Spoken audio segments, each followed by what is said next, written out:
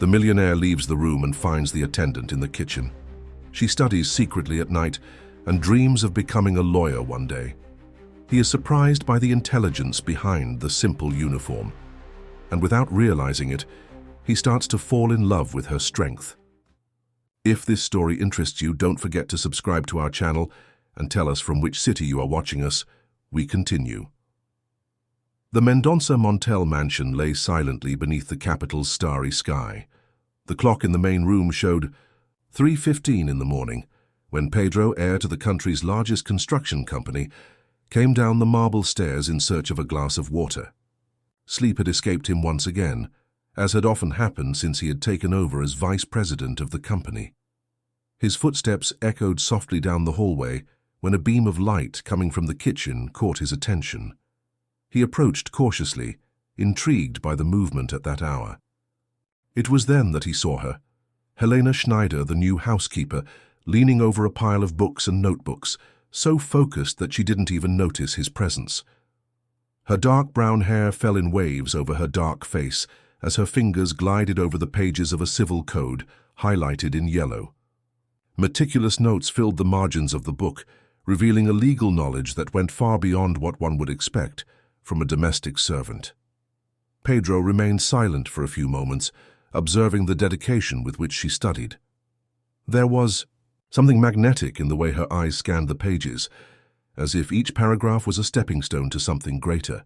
When he finally decided to make his presence known, he cleared his throat softly. Helena jumped from her chair, dropping a highlighter.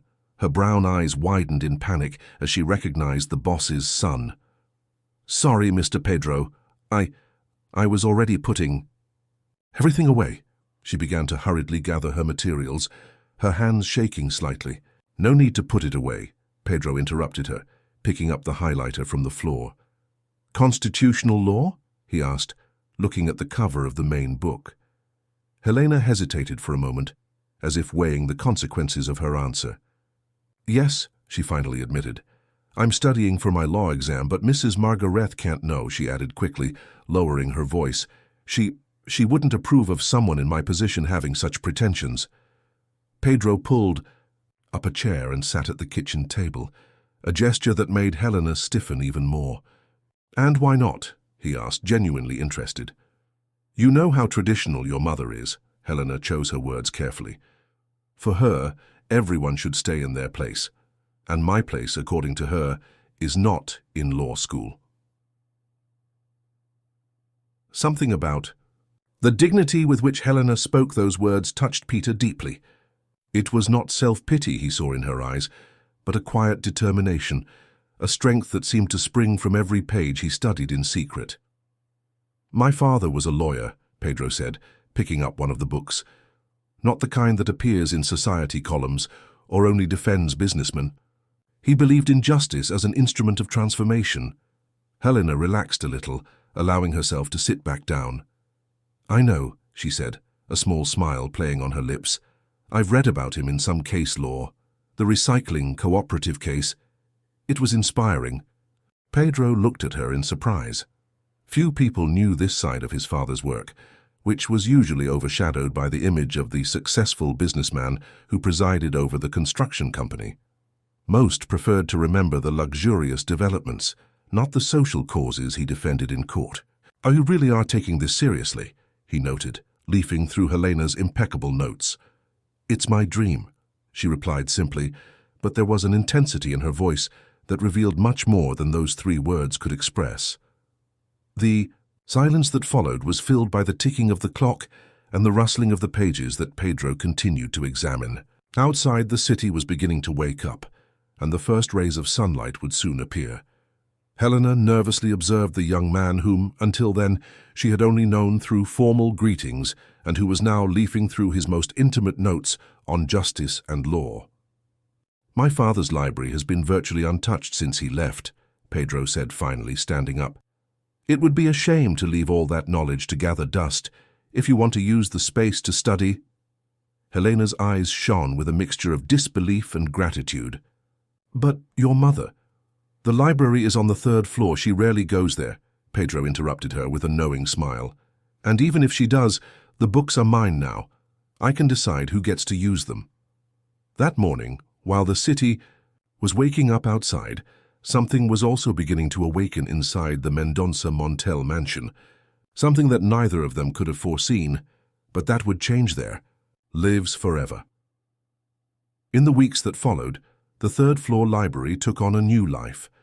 Helena took advantage of every free moment between tasks to delve into the legal tomes that filled the mahogany shelves. What began as a haven for study soon transformed into something more profound. Pedro began to frequent the place with an assiduity that surprised even himself. Initially, he told himself that it was just curiosity about Helena's progress in studies. But there was something magnetic in the way she discussed legal cases, how her eyes shone when she defended social causes, how her voice gained strength when she spoke about justice. On a particularly warm December afternoon, while Helena was organizing some notes on civil law, Pedro arrived carrying an old box of documents. "I found these in the company office," he explained, placing the box on the reading table. "They're old files from my father. I thought you might be interested." Helena abandoned her notes and approached curiously. Together they began to explore the contents of the box. There were folders yellowed with age, newspaper clippings, and several handwritten notes in the firm handwriting of the former lawyer. "Your father had a vision that was way ahead of his time," said Helena, absorbed in reading an opinion on labor rights. "He defended causes that many renowned lawyers preferred to ignore." Pedro smiled, remembering the long discussions he had with his father about the social role of companies. He always said that power and responsibility needed to go hand in hand, he replied, picking up another sheaf of documents. It was then that something fell from the folder she was holding. A folded sheet of paper, different from the others, with coffee marks on the edges. Helena picked it up from the floor, and as she unfolded it, her expression changed. "Pedro," she called, her voice tight, "I think you need to see this." The document was a draft of a complaint, incomplete but with enough detail to make Pedro's blood run cold. In it, his father had gathered evidence of fraudulent contracts between the construction company and government agencies. Overpriced prices, rigged bids, a scheme that seemed to involve important figures in the company's management. That's how long ago?" Pedro asked, his voice barely concealing his shock. Helena examined the date on the header. 3 months before your father left," she replied softly. "The document is incomplete, as if he had been interrupted in the middle of the investigation." Pedro slumped into a nearby armchair, his mind a whirlwind of thoughts. He remembered the last weeks of his father's life, his increasingly reserved behavior, the heated arguments with other company directors that he, at the time, attributed to stress. He was preparing a complaint against the company itself. He muttered more to himself than to Helena, against practices that probably continue to happen to this day. Helena hesitated for a moment before speaking. "What do you intend to do?" The question hung in the air like a heavy cloud. Peter looked up at her, finding not judgment but understanding in her gaze. "I don't know," he finally admitted. "This could destroy everything my family has built. My mother, she would never recover from a scandal like this."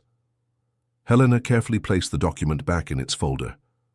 "Sometimes," she said, choosing her words carefully, "preserving a legacy means having the courage to correct your mistakes, not just keeping up appearances." The silence that followed was interrupted by footsteps in the hallway. Helena quickly returned to her study books while Pedro put the box of documents in a side cabinet.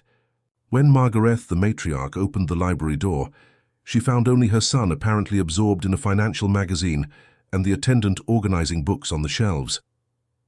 "Pedro, dear, I didn't know you were up here," she said, casting a questioning glance at Helena. "We need to discuss the details of your engagement to the Albrecht daughter. The announcement cocktail party will be next month." Pedro felt the weight of Helena's gaze on him, even without looking at her.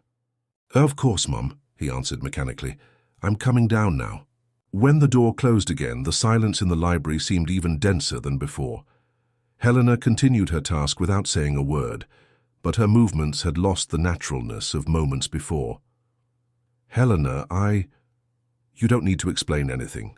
Mr. Pedro, she interrupted him, more formal than she had been in weeks. Everyone has their place, right? The words, echoes of that first conversation in the kitchen at dawn, now carried a different weight. Pedro wanted to say something, to explain that the engagement was just another tradition his mother insisted on maintaining, that he hadn't even agreed to it, but the words died in his throat. As he walked down the stairs to find his mother, Pedro felt the weight of the newly discovered document on his conscience, and more than that, he felt the weight of all the choices he would have to make from then on. The days following the discovery of the documents brought a subtle change in the dynamic between Pedro and Helena. The formal Mr. Pedro had returned, and the once natural encounters in the library now carried a different weight. However, it was one rainy afternoon that the true reason behind Helena's dedication to legal studies came to light. Pedro found her organizing the criminal law section, her fingers sliding over the spines of the books with a familiarity that only time spent with those works could explain. As he approached, he noticed that her eyes were filled with tears. "Are you okay?" he asked, momentarily forgetting the distance that had grown between them. Helena took a deep breath, holding up a particularly old volume of criminal case law. "Today is exactly 5 years ago," she said, her voice low but firm. 5 years since my father was wrongfully convicted." Pedro remained silent, giving her the space she needed to continue her story.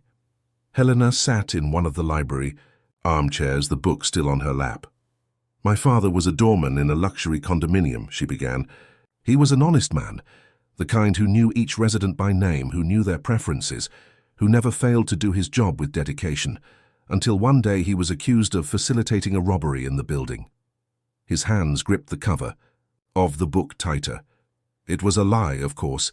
He was at his post that night, as usual, but the building manager, an influential man, needed someone to blame. And who better than the silent doorman, the one everyone saw, but no one really saw? Pedro pulled up a chair sitting across from her.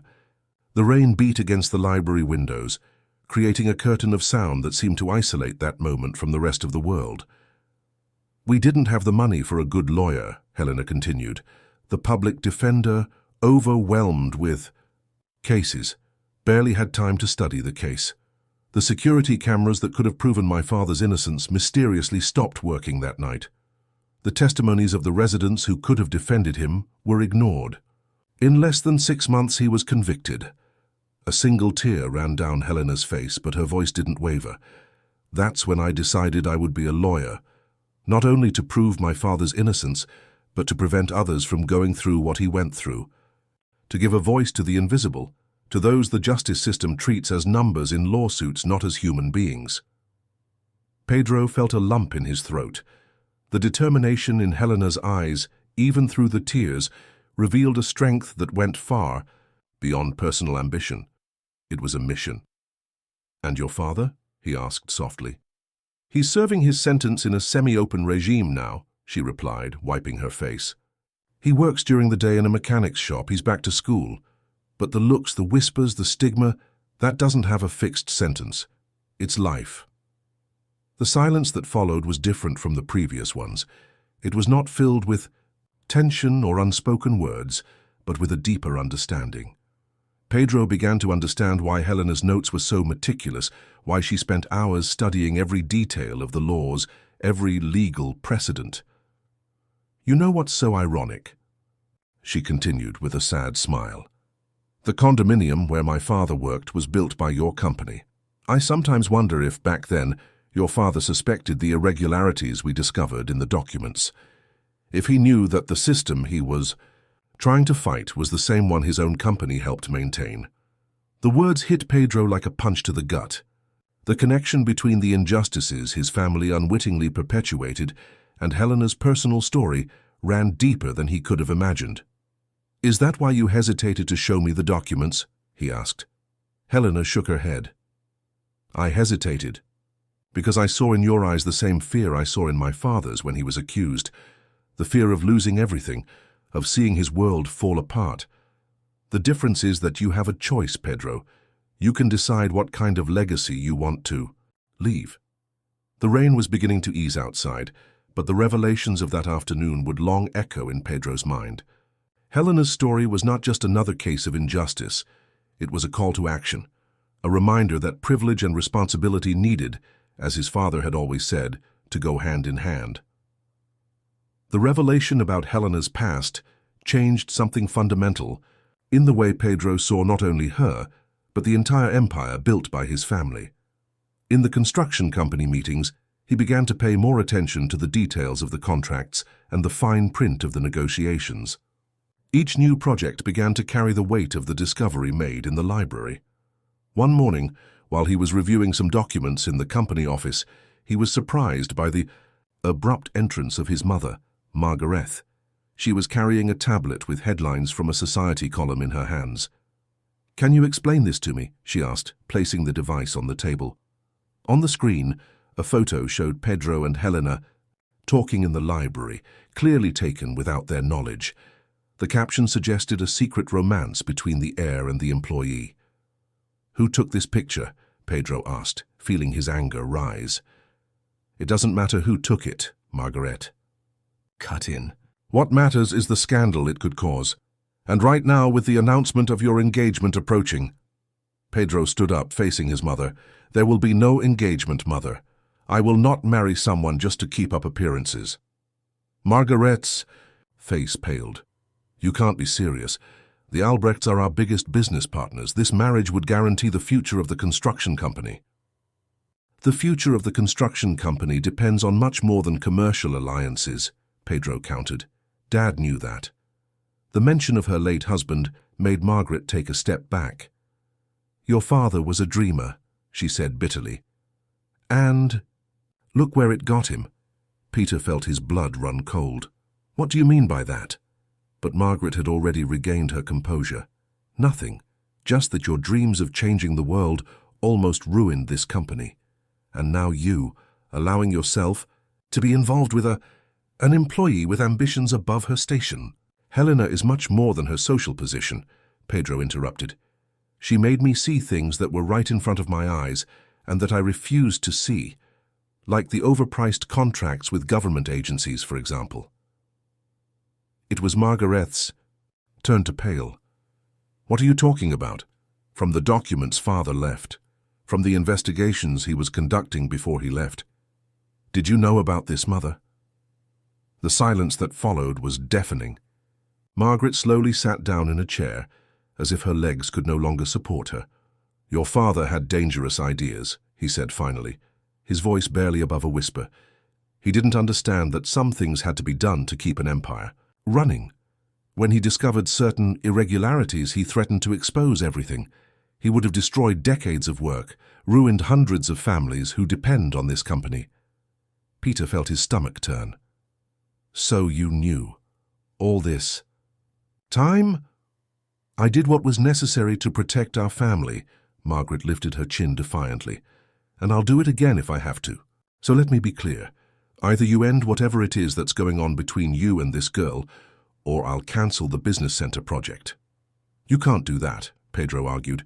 "It's a multi-million-dollar project. There are contracts signed." "I can and I will," Margaret stood up. "The council supports me. You are still too young to understand certain things, son. There are choices we must make for the greater good."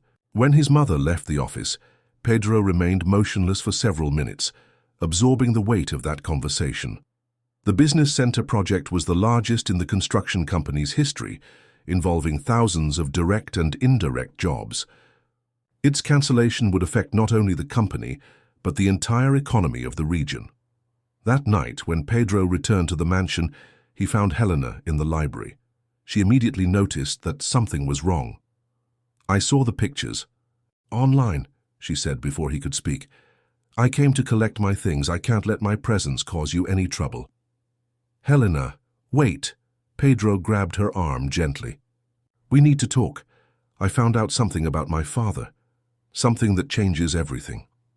The library was plunged into a tense silence as Pedro told Helena about his conversation with Margaret. With each word, the young woman's face alternated between expressions of shock and understanding, as if pieces of a puzzle were finally fitting together. "So your mother knew everything," Helena murmured, sitting down heavily in one of the armchairs. "About the contracts, about your father's investigations. And there's more," Pedro continued, his voice carrying a gravity that Helena had never noticed before. "I started investigating on my own after my conversation with her.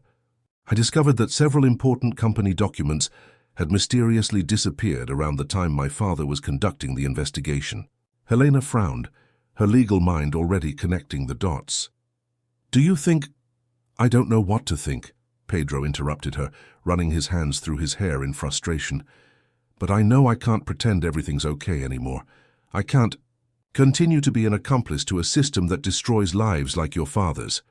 The silence that followed was broken by the sound of footsteps in the hallway. Helena quickly stood up, resuming her professional posture, but the footsteps continued on. It was just one of the employees making their nightly rounds.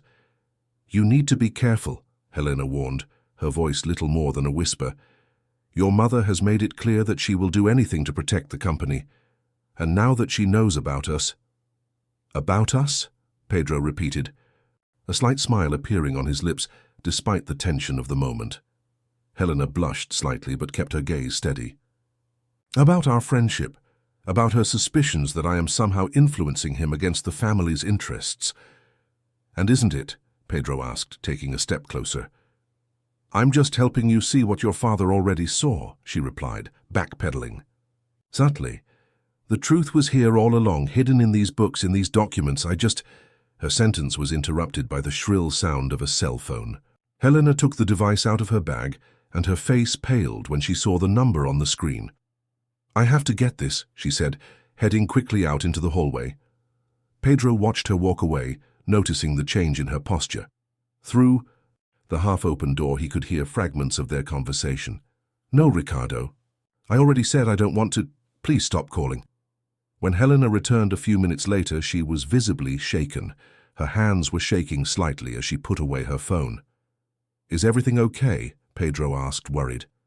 "It's nothing," she replied quickly, beginning to gather her books. "Just a matter from the past that keeps coming back." "Helena?" Pedro gently grabbed her arm, stopping her from putting the books away. "You don't have to face whatever it is alone." She hesitated for a moment, as if fighting an internal battle. Finally, she let out a heavy sigh and sat back down. "Ricardo is my ex-boyfriend," she began, her voice thick with a different tension now. "We met when I was working as a receptionist at a law firm before I came here. He was an intern. They're the son of one of the partners. At first it seemed like a fairy tale. The up-and-coming lawyer who didn't care about my humble origins." Helena paused, as if the next words were particularly difficult to pronounce. "But I soon realized that he wasn't in love with me, but with the idea of being my savior. He started controlling everything, my clothes, my friendships, my dreams. When he found out that I was studying for my law school exam, he told me that I was being ungrateful, that I should be content with what he could offer me." Pedro felt a wave of anger rise in his chest. "And now he's looking for you again?" "He got a job at the company that provides legal services to the construction company," Helena revealed, her voice shaking slightly. "He found out I work here and, well, he started calling me, showing up at the places I frequent. He says he wants to talk, that he's changed, that he can help me realize my dream of becoming a lawyer." "Why didn't you tell me before?" Pedro asked, sitting down next to her. "Because I didn't want to mix things up even more," she replied, looking at him. "Your mother already thinks I'm a gold digger who wants to take advantage of the situation. If she found out about Ricardo, about my past—" "Helena," Pedro interrupted, taking her hands in his, "you are the most honest person I have ever met. Don't let anyone, not my mother, not this Ricardo, make you doubt that." The moment was interrupted by the sound of the library's intercom.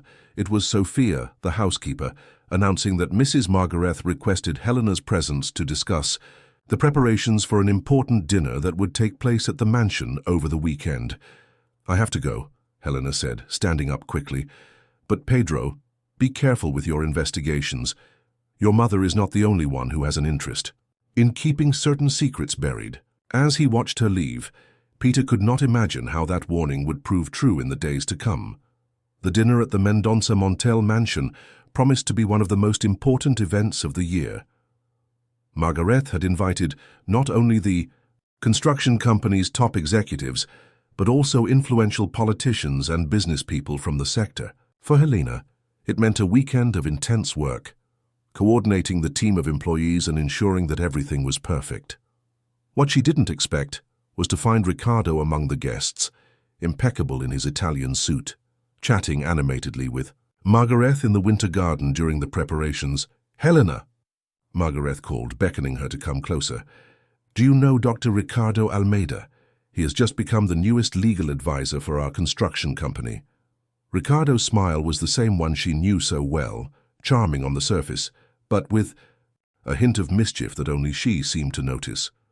"Actually, Mrs. Margaret, Helena and I have met before, haven't we, my dear?" "Yes, ma'am," Helena replied professionally, keeping her voice steady despite her discomfort. "We've worked in the same office for a few years now." "What a wonderful coincidence!" Margaret exclaimed, but there was something in her eyes that suggested coincidence was not quite the right word. "Ricardo told me about your interest in law, Helena. He offered to guide you in your studies. Isn't that an extraordinary opportunity?" Helena felt her stomach churn. "That's very kind of him, ma'am, but I'd rather keep my studies as they are at the moment." "Imagine, Helena," Ricardo interjected, his voice mellifluous.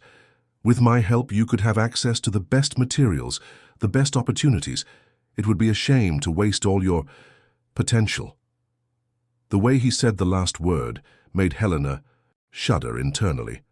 It was the same tone he had used in the past when he suggested that she was not good enough on her own. "Excuse me," she said, maintaining her composure. "I need to check on the catering arrangements." As he walked away, he could feel Ricardo's gaze on his back. On his way to the kitchen, he almost collided with Pedro, who was coming down the hallway, absorbed in some documents. "Is everything okay?" he asked, noticing her paleness. "Ricardo is here," she whispered. "Your mother hired him as legal counsel for the construction company." Peter's face hardened. "This can't be a coincidence." "It's not," Helena confirmed. "She's playing on all fronts. The project, the arranged engagement, and now this. It's 3 different forms of pressure." Pedro quietly pulled her into a side room, making sure they were alone. "I found out more about my father's documents," he said, lowering his voice. "There was a USB stick hidden in a fake book spine in the library. I was able to access it last night." Helena felt her heart race. "And what did you find?"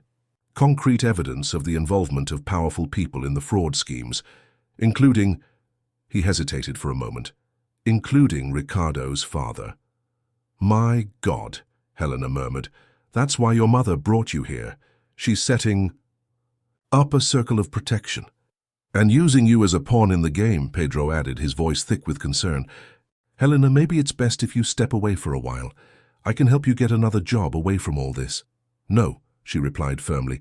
"I won't run away, not this time. If your father had the courage to face this alone, imagine what we can do together." The sound of heels in the hallway made them quickly separate. Helena returned to her duties, and Pedro headed to his office. But something had changed. A new determination shone in both of their eyes. What they didn't know was that at that very moment, Ricardo was watching the scene from afar, his cell phone in hand, discreetly photographing the interaction between the two. His smile now had nothing charming about it. It was purely calculating. "So this is how it's going to be," he muttered to himself, sending the photos to a specific number. "Let's see how long your independent woman act lasts, Helena, when all your past comes to light."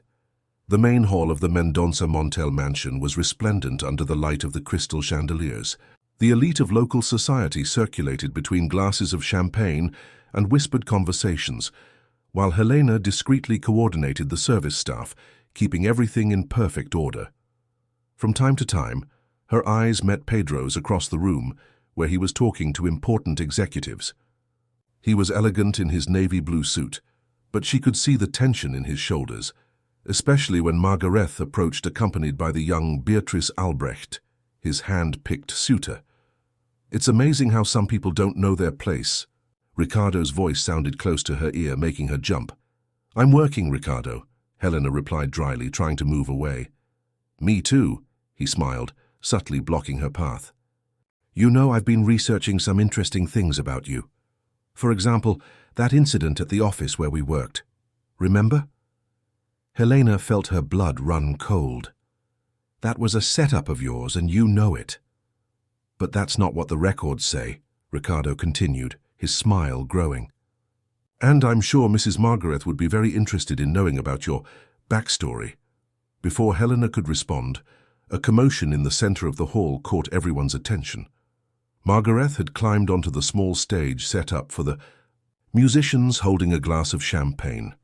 Dear friends, she began, her voice elegantly projected, this evening is special not only for the business we celebrate, but also for a long-awaited personal announcement.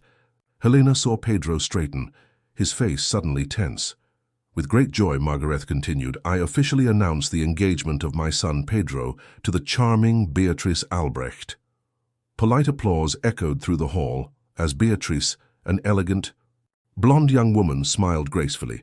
Pedro, however, remained motionless, his gaze fixed on Helena. Isn't it beautiful? Ricardo commented beside her. The air and the socialite, as it should be. Some fairy tales just aren't meant to happen, are they, Helena? It was at this moment that Pedro crossed the hall with determination, ignoring the greetings and his mother's attempts to call him to the stage. Helena, he called, his voice steady, despite the surprised looks from his guests. We need to talk, now. Pedro, Margaret's voice cut through the air. Where do you think you're going? Beatrice is waiting.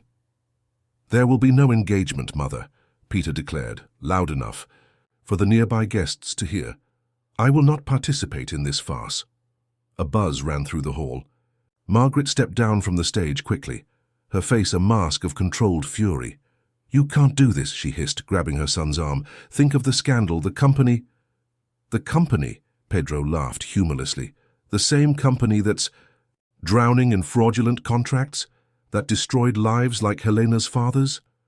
The silence that followed was deafening. Ricardo took a step forward, his smile now completely gone. Be careful what you say, Pedro, he warned. Certain accusations can have serious consequences, like the consequences my father faced when he found out the truth, Pedro countered, his eyes fixed on Ricardo. Helena watched the scene unfold, her heart beating fast. It was then that she noticed Margaret staggering slightly, her face pale. Mrs. Montel. Helena ran to support her when the matriarch began to faint. Chaos broke out in the hall. Guests rushed to help.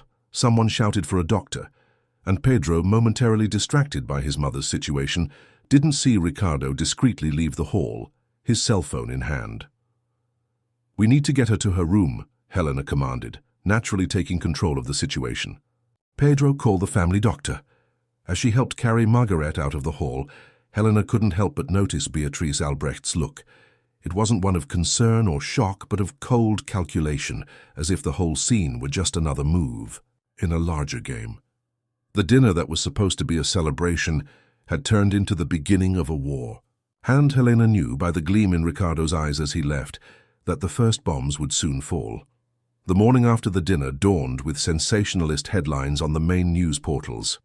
Heir to Mendonça Montel Constructora cancels engagement. Charity dinner. Forbidden romance shakes construction empire. Employee seduces millionaire heir. The photos of Pedro and Helena in the library, secretly taken by Ricardo, illustrated the articles. The atmosphere in the mansion was one of absolute tension. Margaret had recovered from her illness, but remained secluded in her rooms, receiving only visits from the family doctor and her personal assistant. Pedro had been locked in his office since early morning, dealing with the repercussions of the scandal. Helena arrived to work as usual, ignoring the looks and whispers of the other employees. She went straight to the kitchen, where she found Sophia, the housekeeper who had known her since she was a little girl. Honey, Sophia hugged her as soon as she saw her. What a mess yesterday was, and this news today. Are you okay?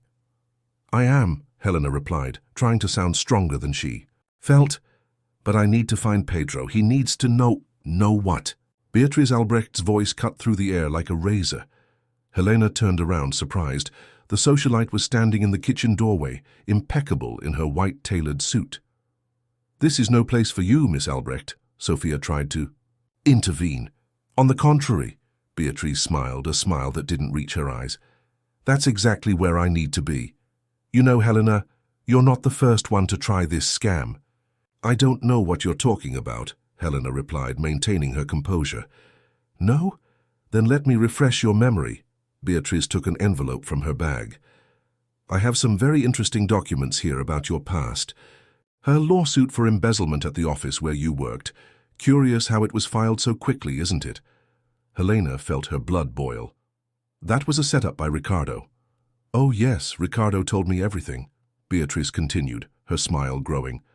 "How you seduced him, how you tried to blackmail his family, how you almost destroyed the reputation of the firm. And now you're doing the same to Pedro." "That's a lie." Helena took a step forward, but Sophia grabbed her arm. "The truth," Beatrice continued, unfazed, "is that you are an opportunist, using your father's sad story to manipulate Pedro, making him question his own family, his heritage." "Enough!" Pedro's voice boomed from the kitchen door. Everyone turned, surprised by his presence. "Pedro, dear," Beatrice tried to soften her expression, "I was just trying to open—" "I heard everything," he interrupted her, approaching Helena. "And now I understand perfectly the game that is being played here." "Game?" Beatrice laughed nervously. "The only game is hers using you to expose the truth," Pedro added, "about how your father and Ricardo's father are involved in the same schemes my father tried to expose." Beatrice's smile finally faltered. "What are you talking about?" "From the documents I found," Pedro replied, his voice thick with determination. "From the evidence my father gathered before he was silenced. And do you know what's most interesting? Your father's name appears on several of them, Beatrice, as does Ricardo's father's." Helena watched the scene in silence, her heart beating fast. It was then that she noticed a movement at the door. Margaret was there, leaning against the frame, her face a mask of shock. "Peter," the matriarch called, her voice weak, "what have you done?" "Which should have been done a long time." "Hello, mother," he replied, taking Helena's hand. "I chose a side, the same side father chose." Pedro's cell phone vibrated in his pocket. It was a message from his contact at the country's most respected newspaper. "Story ready for publication. We've confirmed all sources. It will be on air in 1 hour." The empire of lies was about to crumble, and this time there would be no turning back. The report exploded like a bomb in the business world. $1 million frauds in the construction industry. The scheme that shook the market was on the front page of the most respected newspaper in the country. The name of Mendonça Montel Construtora appeared alongside other giants in the sector, but with one crucial difference. It was the only company that had an internal whistleblower, Pedro Montel. Chaos broke out in the mansion. The phone rang, non-stop. Journalists gathered at the gates, and important executives came and went for emergency meetings. Margaret had locked herself in her master suite with her personal lawyer, while Beatrice and Ricardo had completely disappeared from the Bapesa. Helena watched everything from the back garden, where she usually studied in her free time. Sophia approached, carrying a cup of tea. "You should go home, dear," the housekeeper advised. "Things are going to get even more complicated around here." "I can't abandon Pedro now," Helena replied, her eyes fixed on the window of the office, where he was meeting with the company's board of directors. "Not after everything." "You really love him, don't you?" Sophia asked softly. Helena looked away from the window, staring at the woman who was practically a second mother to her. "I love the man he chose to be, Sophia, someone who had the courage to face his own world for what he believes in." At the office, Pedro faced the fury of shareholders. The conference room was crowded, with executives gesturing nervously and lawyers frantically leafing through documents. "Do you have any idea what you've done?" one of the senior directors shouted. "Years of work, billions in contracts." "Fraudulent contracts," Pedro interrupted, his voice firm, "built on bribes, overpricing, and exploitation." Your father understood how the market worked, another director argued. He may have had his moments of idealism, but in the end he always knew how to play the game. No, Peter slammed the table, making everyone jump. My father didn't play any games. He was silenced when he tried to do the right thing, and now I understand why. The door opened and Margaret walked in, leaning on her lawyer. Her face was pale, but her eyes shone with fierce determination. "Gentlemen," she announced, "I need a moment alone with my son." When everyone left the room, mother and son stared at each other in silence for long moments. "I tried to protect you," Margaret began, her voice shaking. "Everything I did, every decision, it was to preserve your future." "What future, Mother? One built on lies?" "Your father was just like you," she continued, ignoring his question. "Full of ideals, of dreams, of changing the world. But the world doesn't change, Pedro. It breaks you if you don't learn to play by its rules." "What happened to him, Mum?" Peter asked, his voice now softer. "Actually, no more lies." Margaret sank into a chair, suddenly looking much older. "He found out everything. The contracts, the bribes, the involvement of the Albrechts and the Almeidas. He threatened to expose it all, to destroy everything we've built. And then? So they pressured him, not with violence, but with something worse. They threatened to destroy not only the company, but all the families that depended on it. The employees, the suppliers, everyone would be dragged into the scandal." Pedro felt a lump in his throat. "Is that why he dropped the complaint?" "He never gave up," Margaret replied, a single tear rolling down her face. "He just changed his strategy. He began quietly gathering evidence, building a case that no one could refute. But the stress, the pressure, his heart couldn't take it," Pedro added, remembering the fateful day. "I found the documents later," Margaret continued. "I could have destroyed them, but I couldn't. They were the last thing he had left, so I hid them, hoping you'd never find them." "But I found it," Peter said, standing up. "And now I'm going to finish what he started." In the garden, Helena saw Pedro leave the office and walk towards her. His face was marked by fatigue, but there was a different serenity in his eyes. "How was it?" she asked as he sat down beside her. "Difficult," he replied, taking her hand, "but necessary. Helena, I need to tell you something about my father." And there, in the same garden where she used to study in secret, Pedro shared the truth that his mother had finally revealed. The story of a man who, like them, dared to dream of a more just world. The days following the publication of the report were filled with intense transformation. The construction company was facing an unprecedented crisis, with shares plummeting and contracts being revised. However, amid the chaos, something unexpected began to emerge, a wave of public support. Former employees began to come forward, confirming the allegations and adding new details. Small business owners told how they had been harmed by the schemes. And surprisingly, some minority shareholders sided with Pedro, seeing an opportunity to clean up the company's image. "Look at this," Pedro showed his tablet to Helena, who was organizing some documents in the library.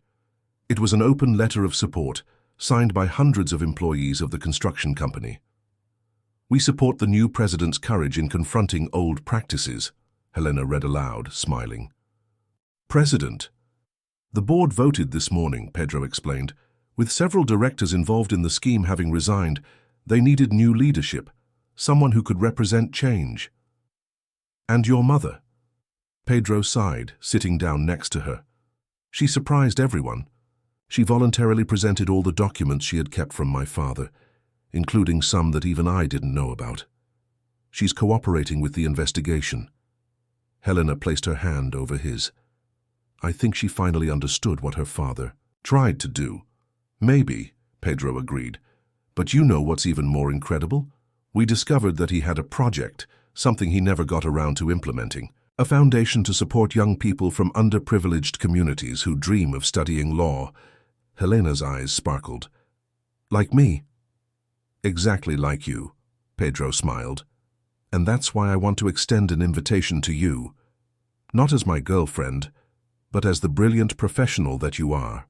Helena raised an eyebrow, curious. "I want you to lead this project," he continued. The Montel Legal Aid Foundation, a space to train new lawyers committed to social justice. Pedro, I haven't even graduated yet, Helena hesitated. But there's something no degree can teach you, the real-life experience of someone who has experienced injustice firsthand.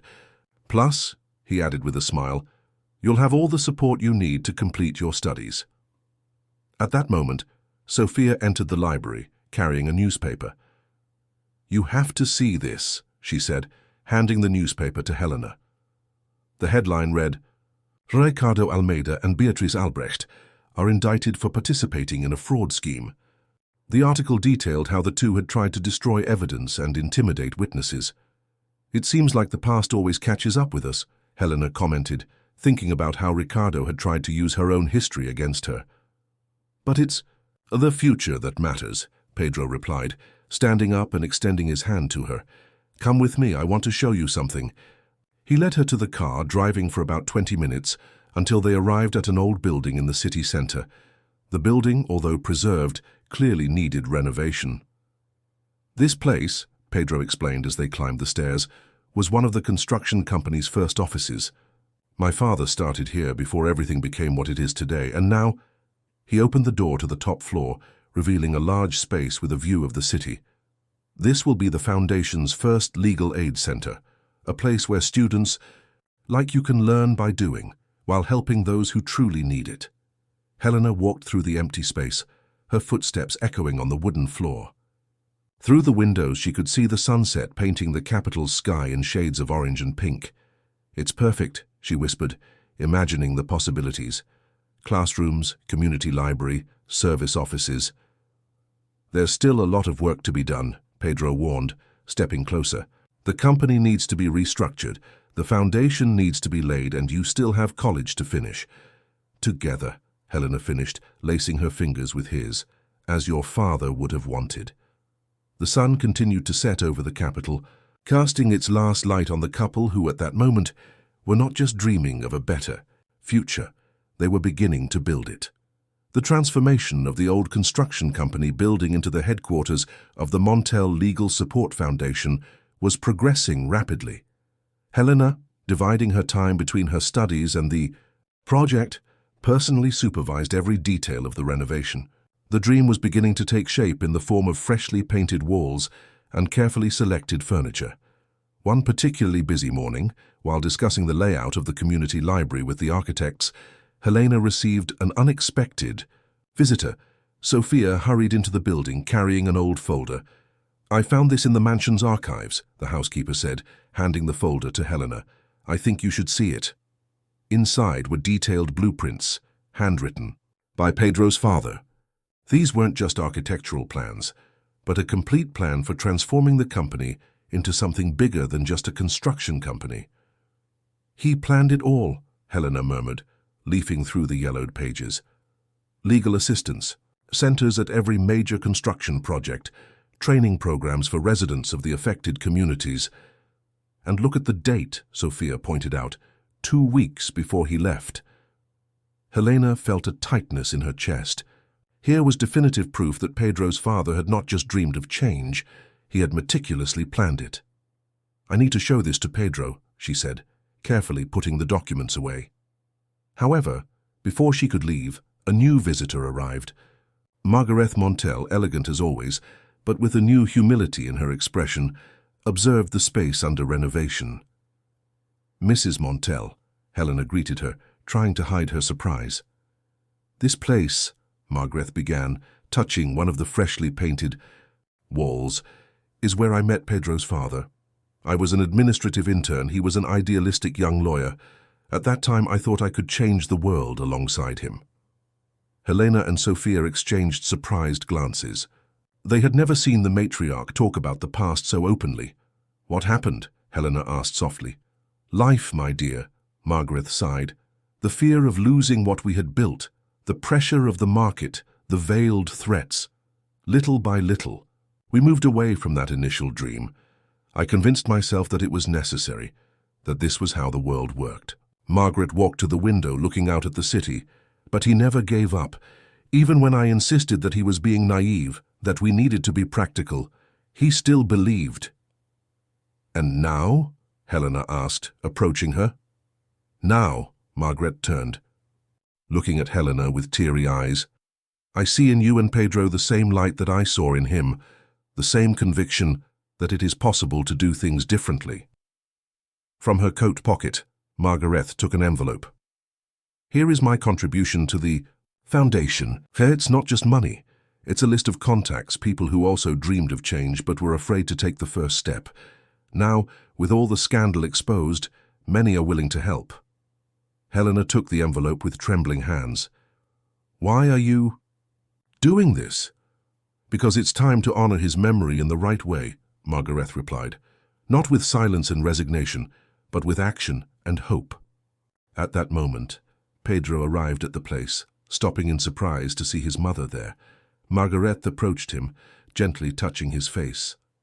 "You are so like him," he said softly, "not just in looks, but in courage. Forgive me for trying to change that." Pedro hugged his mother, a gesture they hadn't exchanged in years. Helena watched the scene, feeling that something important was being healed here, not just between mother and son, but in the entire history of the Montel family. "I have something to show you," Helena said when they parted. She opened the folder.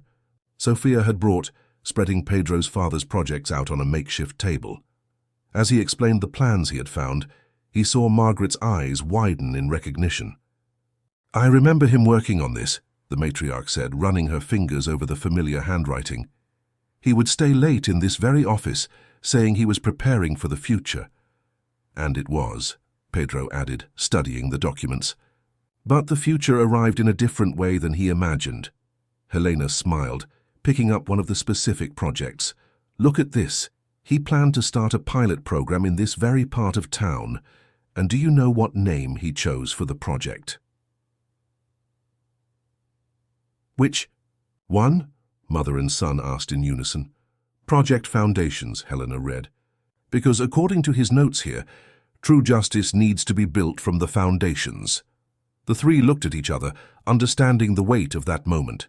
The past, present, and future of the Montel family were there, in that building under renovation, united by the same dream that a man had dared to have years before. News of the creation of the Montel Foundation spread quickly throughout the city. What began as a project born out of a crisis soon became a symbol of hope. Dozens of young law students from humble backgrounds began seeking information about the scholarship and internship program. Helena, now officially the Foundation's executive director, was in her new office reviewing applications when she received an unexpected call. It was her father calling from work at the auto repair shop. "Daughter," his voice sounded emotional, "I just saw your picture in the paper. Former domestic worker takes over management of $1 million social project. I can hardly believe it." "Father," Helena felt her throat tighten, "this is just the beginning. Soon we will have the resources to reopen your case, hire the best lawyers." "No, child," he interrupted her gently. "I don't want you to use your position to help me. Keep doing what you're doing, helping other young people get the chance you had. This is bigger than us." Helena wiped away a stubborn tear. Her father, even after everything he had been through, maintained the same dignity that she had always admired. On the other side of town, Pedro was facing his own challenges. In a tense meeting with the construction company's board, he presented a revolutionary proposal to allocate a percentage of the profits from each new project to social projects in the communities affected by the construction. "This is madness," cried one of the senior directors. "The shareholders will never accept it." "On the contrary," a firm voice sounded from the back of the room. It was Beatrice Albrecht. Her presence caused a stir. After the scandal, she had disappeared from public life. "Miss Albrecht," Pedro looked at her in surprise, "I didn't expect to see you here." "I've come to do the right thing," she replied, placing a folder on the table. "Here are documents proving my father's involvement in the schemes. And also," she paused, "a power of attorney transferring control of the Albrecht family's shares to the Montel Foundation." A murmur ran through the room. Beatrice raised her hand, asking for silence. When you called off our engagement, Pedro, I was furious. But then, seeing everything that happened, I started to question the values I was raised with. I realized that I wanted to be part of that change too. Pedro studied the documents carefully. It was a significant donation. It would virtually guarantee the foundation's financial sustainability for years to come. "Why are you doing this?" he asked.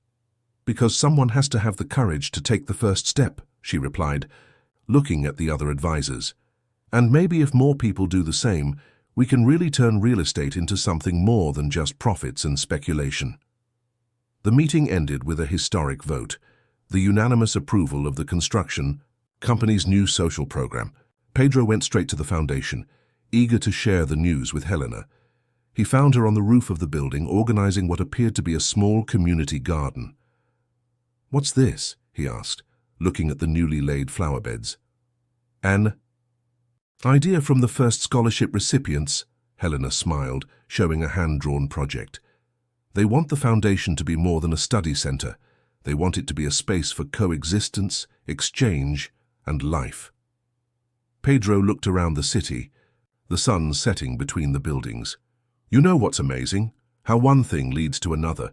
We started out wanting to do justice to your father, to honor the memory of mine. And now look, we're building something that's bigger than the two of us." Helena took his hand, gazing out at the horizon. "Your father used to say that true. Justice must be built from the foundations up. Maybe that's what we're doing here. Building new foundations, not just for buildings, but for dreams." The sound of excited voices came from downstairs, where the first group of scholarship recipients was attending an inaugural lecture. It was the sound of change happening, of the future being built, one brick at a time. 6 months had passed since the inauguration of the Montel Foundation. The old construction building pulsated with a different energy now. In the hallways that had previously echoed only with the hurried footsteps of executives, young voices now resounded, discussing legal cases, dreams, and possibilities. Helena walked between the improvised classrooms, proudly observing the first results of the project. On the walls, pictures of the first group of scholarship students were mixed with posters of social projects under development. Each space had a story, each achievement a special meaning. "Donna Helena," called Luisa, one of the program's first scholarship recipients, "I need to tell you something incredible."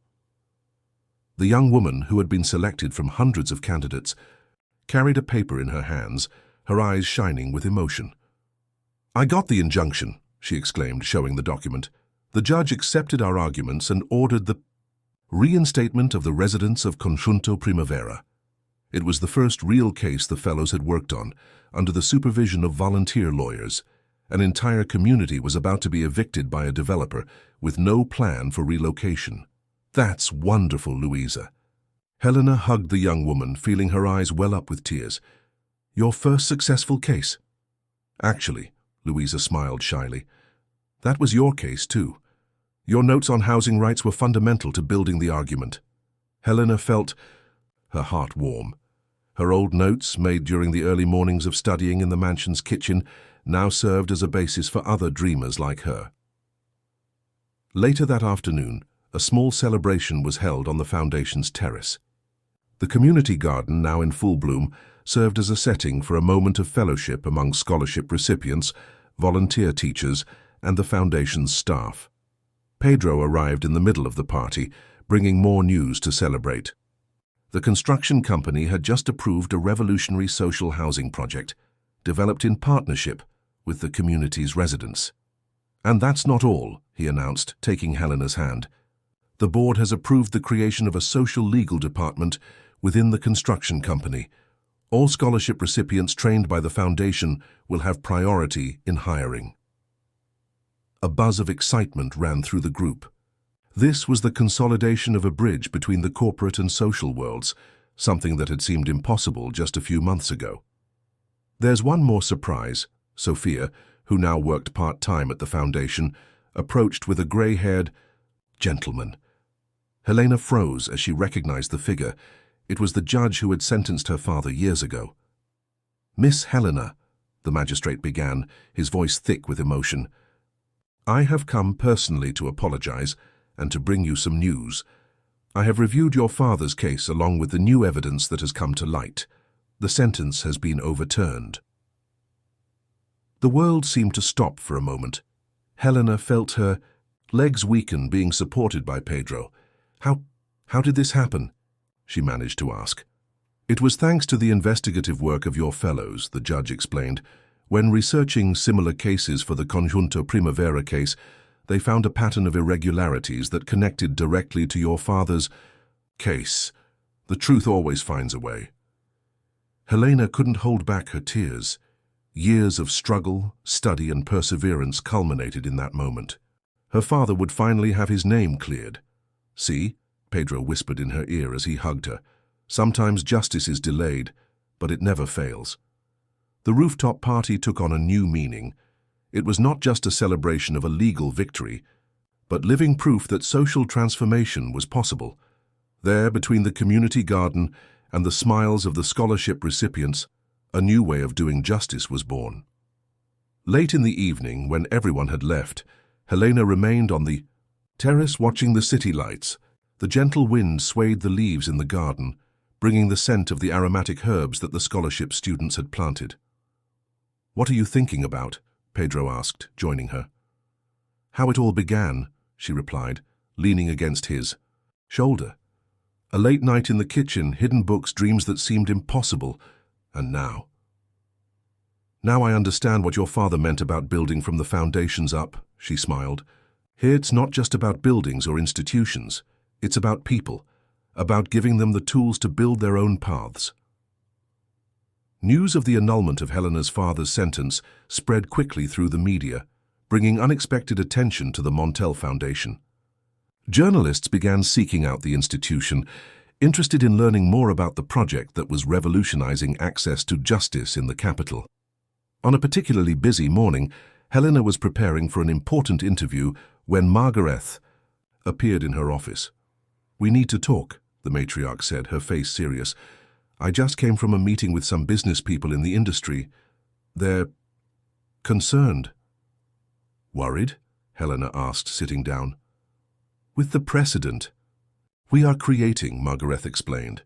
"The foundation is training lawyers who know the inside of the real estate market, lawyers who are not afraid to take on large corporations." "Shouldn't that be a source of pride?" Helena asked. "Isn't it exactly what your husband dreamed of?" Margaret smiled slightly. "Yes, that's exactly why I came to warn you. They're going to try to discredit the project. It's already started, in fact.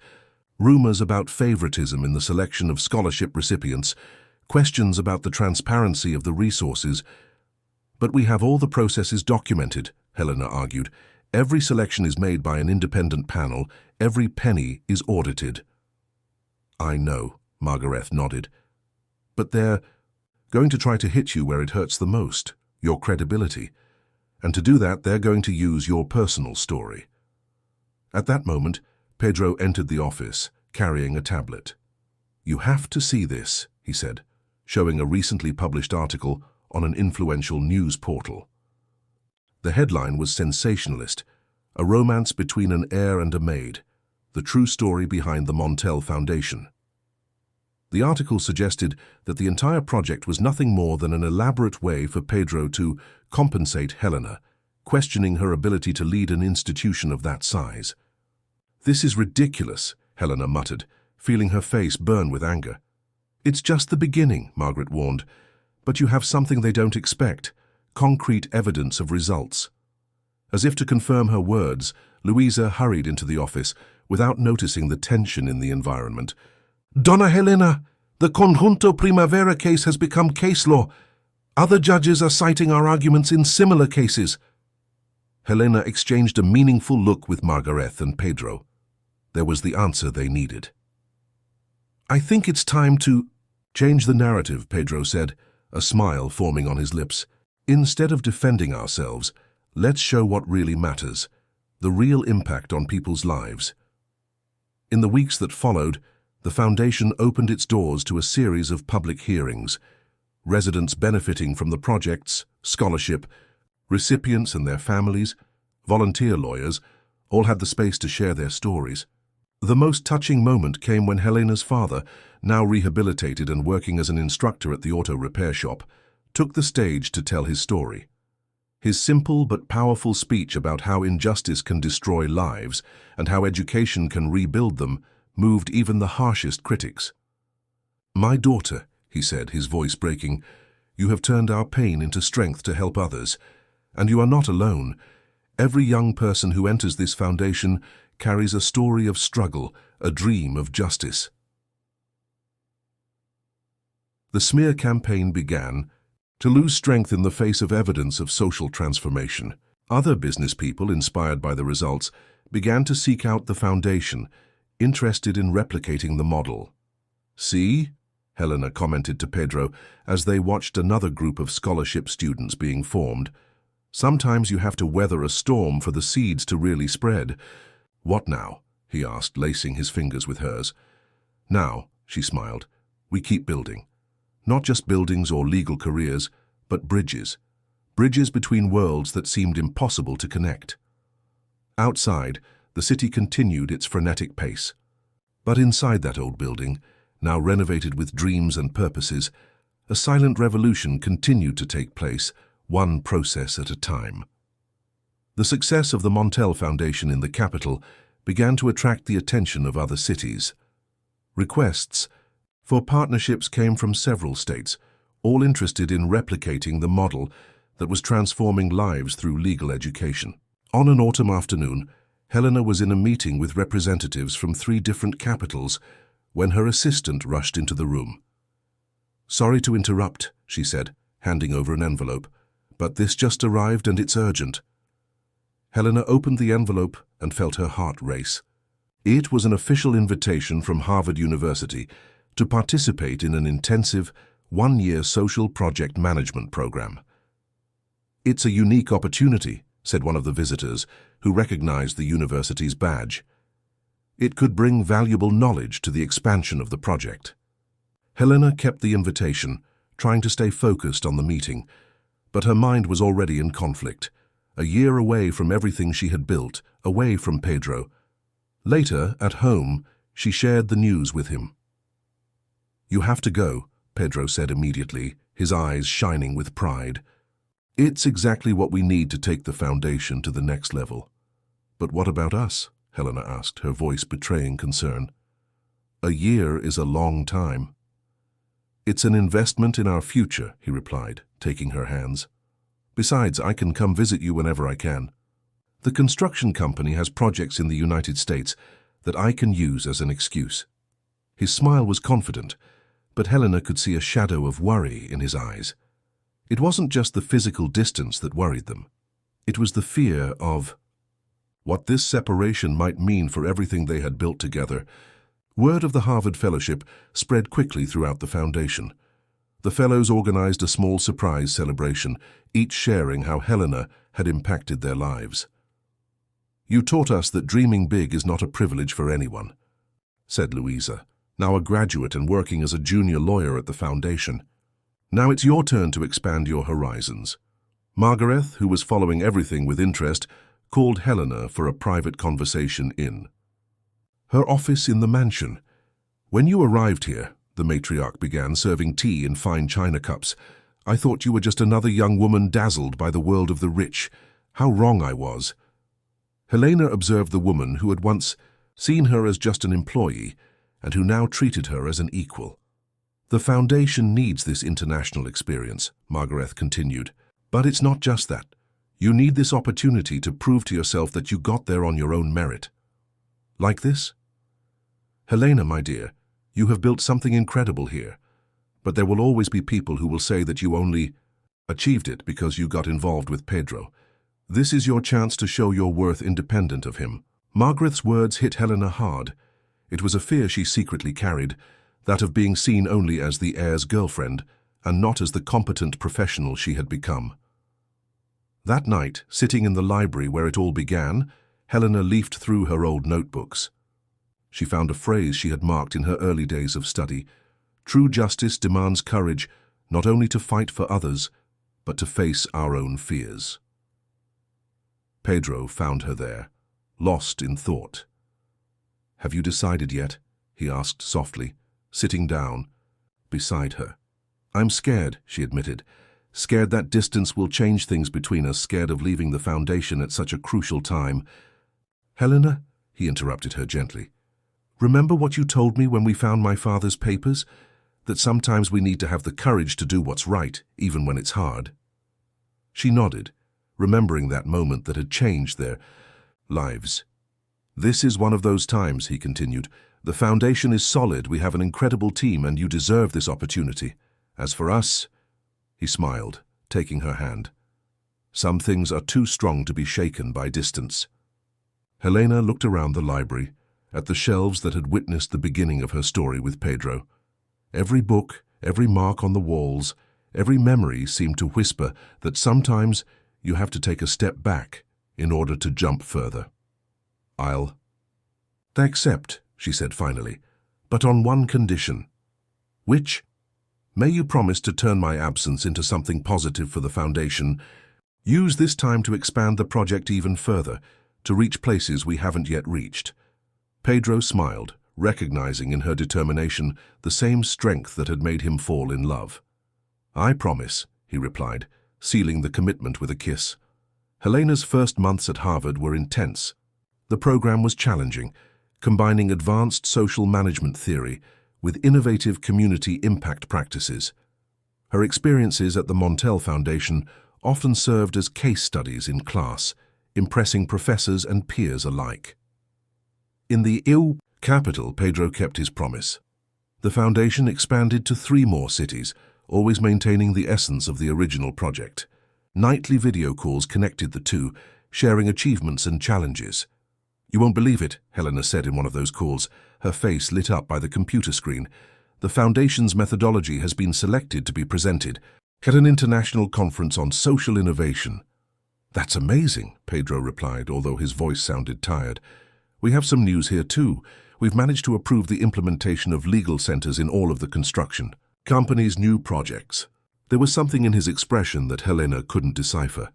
"Is everything okay?" "Just longing." He smiled, but the smile didn't reach his eyes. "And a lot of work. The expansion is taking more than we expected." What Pedro didn't tell us was the pressures he was facing. Some board members questioned the accelerated pace of implementation of social projects, arguing that the company was losing focus on its core business. At Harvard, Helena also faced her own challenges. Despite her academic success, she felt torn between 2 worlds. Her ideas for the foundation expanded with each new class, each new contact, but the distance from practical work worried her. It was during a campus event that she met Thomas Richards, an influential American philanthropist interested in social impact projects in Latin America. "Your work at the Montel Foundation is extraordinary," he said during a coffee break. "But have you ever thought about expanding to a truly global scale?" The proposal that followed was tempting. A partnership with the Richards Foundation, which would multiply the project's reach tenfold. The only condition was that Helena would take on the role of international director, based in New York for at least 5 years. "It's a once-in-a-lifetime opportunity," Thomas argued. "Think of how many lives you could impact." Helena spent the night awake, thinking about the proposal. The chance to take the project to a global scale was surprising, but 5 years away from the capital, from Pedro, from everything they had built together. The next morning, during her daily call with the foundation team, she noticed something was different. Louisa seemed especially agitated. "Mrs. Helena, something incredible has happened." The young lawyer could barely contain her excitement. "Remember the case of Ms. Maria from Conjunto Primavera? She started a study group with other residents of the community. 3 of them have just passed their law exams." The news hit Helena like a bolt of clarity. Here was the real impact she had dreamed of, not just in numbers or on a global scale, but in the real transformation of lives, one person at a time. That night, when Pedro called, she was quieter than usual. "What's wrong?" he asked, worried. "I got a proposal today," she began, and told him about the Richards Foundation. The silence that followed was heavy. "And what have you decided?" Pedro finally asked. I have decided that some things are more valuable than impressive numbers in reports, she replied.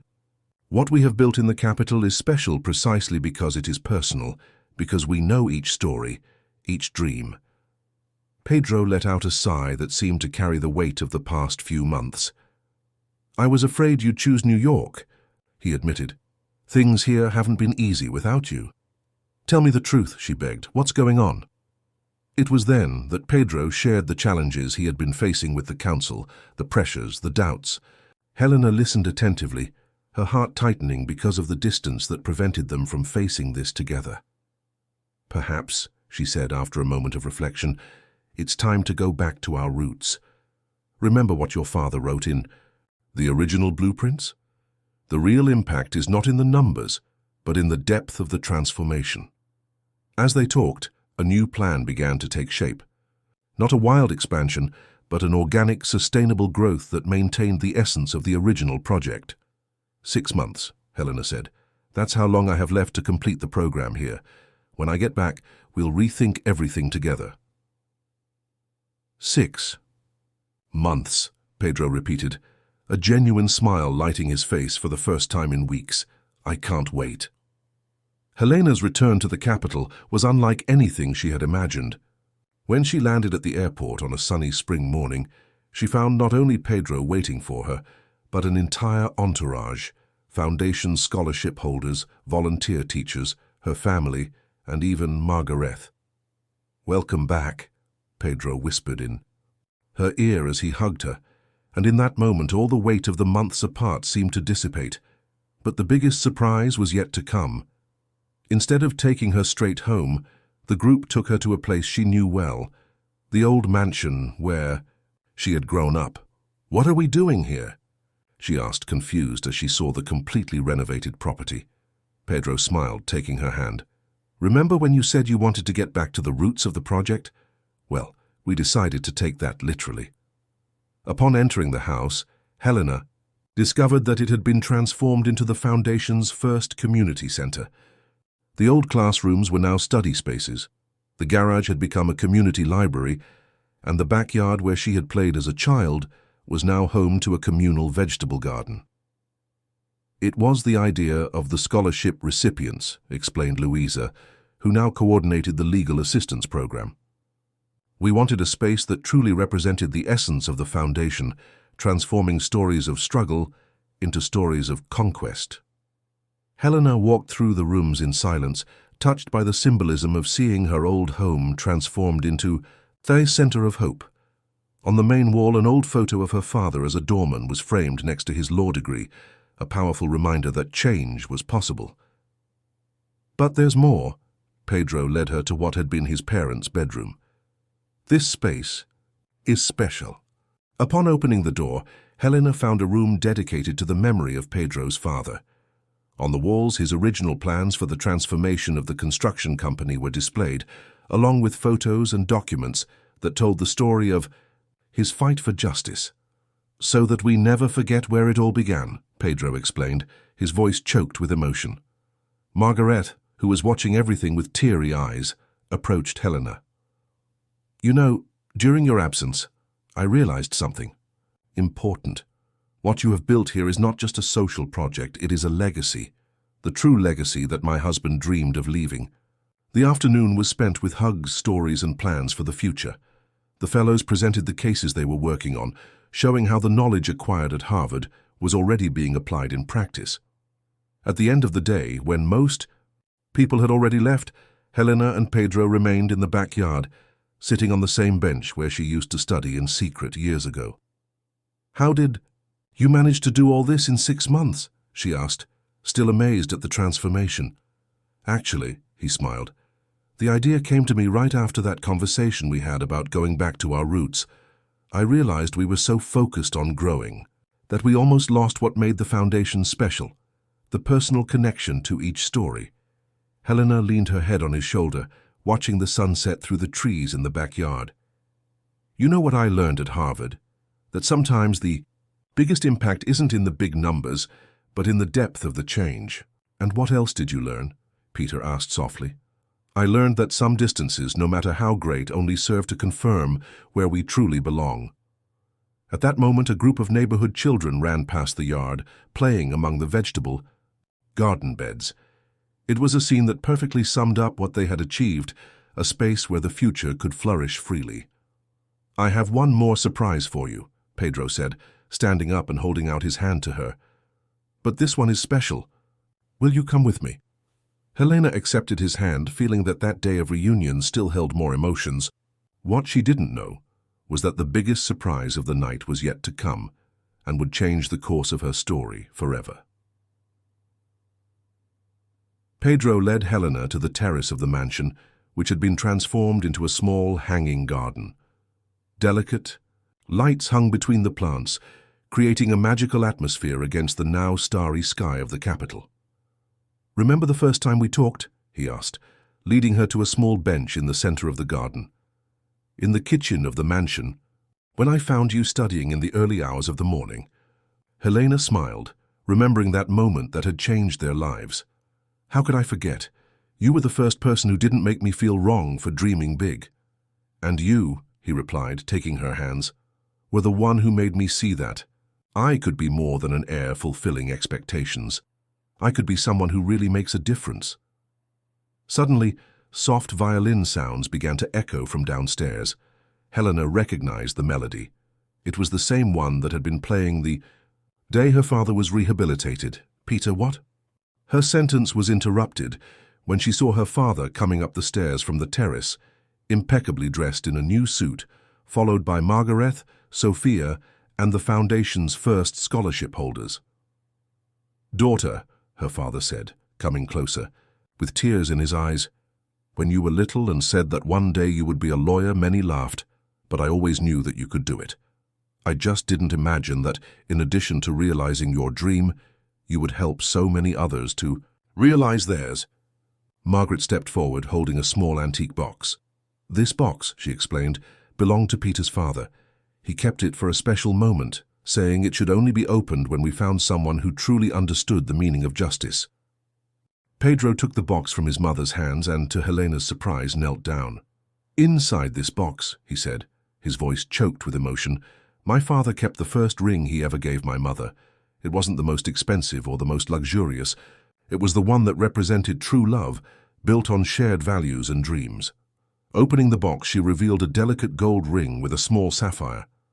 "Helena Schneider, you who transformed my life and the lives of so many others, who taught me the true meaning of justice and love, will you accept to build the rest of this story with me?" Helena, with tears in her eyes, looked around. On the terrace of her old house, now a symbol of social transformation, surrounded by people who represented different chapters of her journey, everything seemed to make sense. "Yes," she replied, her voice brimming with emotion. "1,000 times yes." Applause and shouts of joy echoed across the terrace. Sophia handed out glasses of champagne, while Louisa and the other scholarship students began to sing a song they had prepared especially for the occasion. "There's one more thing," Pedro said once the ring was on his finger.